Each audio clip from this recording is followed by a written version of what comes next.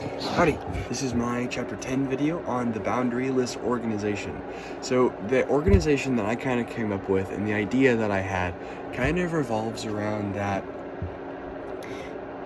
like around a VR type of game company type of thing.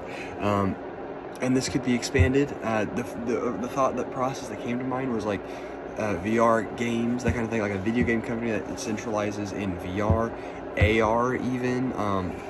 Think kind of Ready Player One-esque, but without the dystopian, horrific future part of the thing.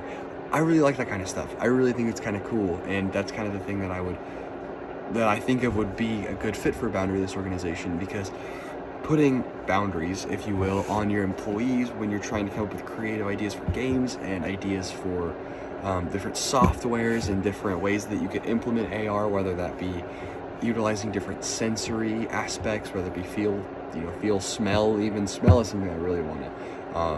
Smell-o-vision, that idea has always been really fascinating to me, and recent developments have actually discovered ways to tap into different parts of your olfactory system, and I think that could be, not that I'm about to start this organization, but the idea of it's really cool, and smell-o-vision, and even further from that, AR, so physical haptic stuff, that's really cool to me.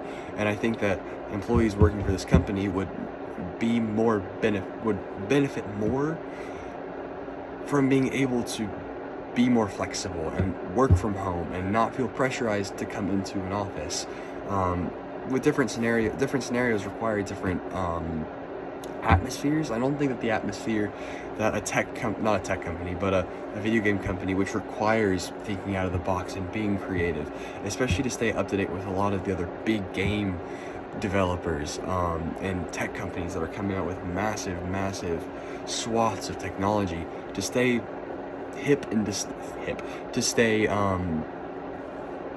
current and stay on top of the market and being the definition of a market trend and starting trends.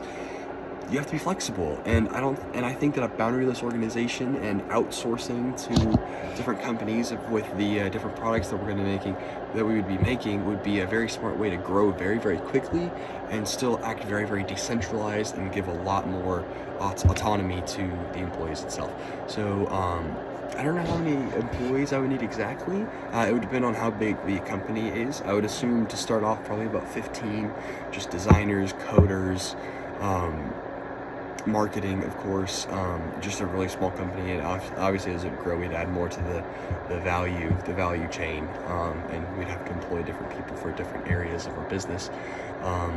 But yeah, and then finally, what new technologies would we take advantage of? I kind of went into that a little bit. Very interested in AR, very interested in haptic stuff.